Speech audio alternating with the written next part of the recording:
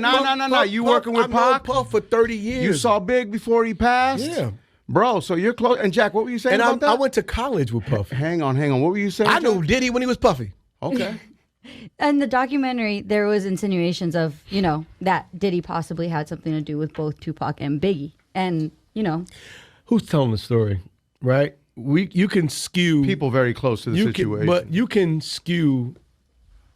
You can create any narrative as a producer and as a director and as a storyteller. I can create a narrative. I could be like, you know what? You have. I could create a narrative. Well, I we could be see it all the time on reality shows. Like, Nah, reality that's right. shows. Yeah, That's how you're they creating you write a a narrative. character. It doesn't mean it's true. It doesn't mean it's true. I can get interviews. I can do this. I can get footage, and I could make you think this about that person. Nah, for sure, yeah. And that doesn't necessarily mean it's true. So for me, I think, look, 50 and Puff have a long-term beef. It's personal. It's Well, between. people are saying 50's wrong for doing it, but 50's right for doing it. It's divided. It's between him and Puff. And before it's between him and Puff, it's between both of them and God. Just the way Puff is down on his luck and 50's kicking a man when he's down. God is going to. If 50 ever luck turned up on 50, that you got to be careful what you put out. There's a karma to every action that you do. You think we'll see that day? Huh? You think we'll see that day? I don't think 50 does dumb stuff. He's very smart, in terms of his business. I think he already had his. I think we already would have saw it. He got shot 9 times. He paid his debt early. So that's why he's like, F it. But, look, this is between him and Puff, and honestly, it's between both of them and God. Yeah. So, only God can judge, and both of them people have time to sit with God and talk about and through everything. And right now is Puff's time to sit there and have a conversation, a much needed conversation with God. Like I said, I know his kids, I know his family, I know 50. I've seen Tupac and Biggie, both friends of mine, die for beef. I think we all need to learn our lessons. Mm-hmm. And at a point, you're going to keep one up on each other until the beef gets so out of hand that lives are at stake, and that's when you've crossed the line. And at a point, now it's no holds bars and bare knuckle boxing. When Puff come out, he gonna probably have the 50 Cent documentary ready. Nah, you should let it go. Yo, it's Big Ant, the spokesman, man. We back. Another edition of Urban Politicians TV.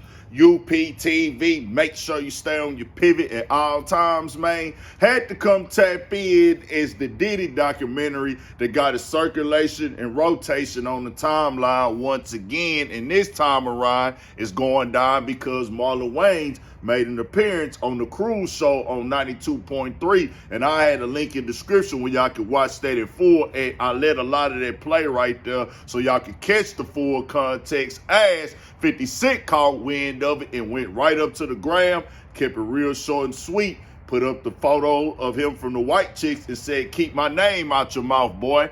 And I'll tell you like this, whenever 50 Cent does not tag his brands or anything like that, he must feel away, and he doesn't probably like the way that Marlon Wayans was wording it at that point. Marlon Wayans, and he said a lot more. He said a little bit more to it as well. Also had made an appearance on Big Boy's show to talk about his new work and things like that. But when he's saying it, I think what 50 Cent might be mad at, like, you gonna have your day. Diddy might come through now, do a documentary on you. It is known that Marlon Wayans was cool with Pac and Big, was with Big, and I think Pac saw them right before they in both situations before they got killed. So he's speaking in the aspect of also, bro, let's get past this beef stuff, but now the lines have been crossed. But then he also questioned things with the documentary as in, hey, you can push narratives with it. Now, I can't say that what was all false in the documentary. I can't say what narratives was pushed and which ones wasn't. But he's not lying about that at all, bro, because that's what you can do. If you're the creator of a doc that is not 1,000% proven fact-based and people can debate and have opinions on it, you are pushing the narrative to a certain point. Just keeping it. Hey, you can do that because you let people come on there and speak. They telling their account of things, and everything hasn't been directly fact-checked in full detail, provided the proof, then he can come out and say, whoever the documentary will be about, hey, bro, they pushing the narrative on me. They pushing that on me. Yeah, they giving their side of the story, but y'all didn't get my side of the story. And you can push narratives. We see it every day. People have been pushing narratives in media forever. That's why I be telling y'all, media, journalism, the news, I look at it all as who pushing it, who behind it, what the motives is, because media has never worked in our favor as black people from day one. It's always been a negative stigma. Malcolm X said this in the 60s, y'all, for y'all that want to debate me. Even Diddy knew what media could do. Diddy wanted to control media himself because he knew how powerful it was. He even said it in the doc himself, hey, I need all that. I need the people that can control this, because he understood this. Diddy got tweets talking about how powerful the media is as a weapon, and in the industry of being in media is something that we got the least amount of control in. Diddy went to try to be a part of them, the top categories in the game: media, liquor, entertainment, film, all the major things that bring revenue and can control the narrative. Diddy most definitely was active in them. Now, people gonna see the documentary, take what they take from it. Ja Rule is even going at 50 Cent now, even saying that he'll do a documentary on 50 Cent, talking about allegations that 50 Cent then had in his past. He been going on Twitter all day.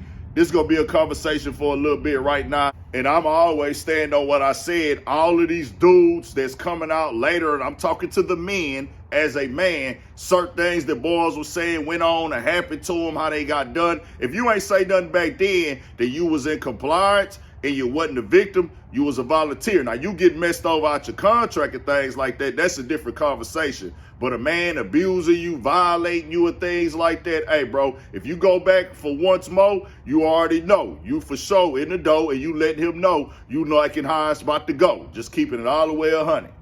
Marlon Wayans, he gave his honest opinion on it. 50 Cent wasn't feeling it, so he decided to go up on him on the gram right there. And he probably felt the way, like, hold on, Marlon Wayans, you speaking on this? Ja Rule been going on it for, 2 days now?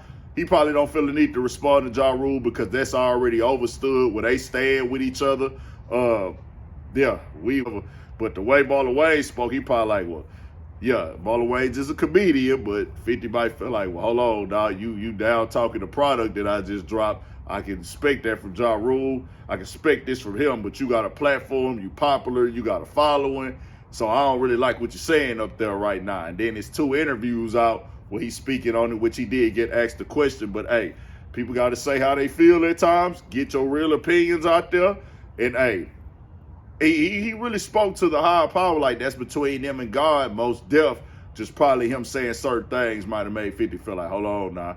Is you really saying I'm going too far? Who is you? But 50 knows what this do. He know it's all entertainment. He know it's all, hey, I'm going to use this to market, make this a strategy, keep my name in the headlines, and promote the doc even more. 50 been more active than ever right now in this last week, because he know the game in this thing of beefing, controversy sales. Netflix know controversy sales. They work with 50 in this to sell the controversy and piggyback off of the beef or the alleged beef that he got with Diddy. 50 says no beef, but we know as hard as he been going, it's something now. Tell me what y'all think, though. We got more coming, more videos, all at 1,000 for shit show. Stay on your pivot.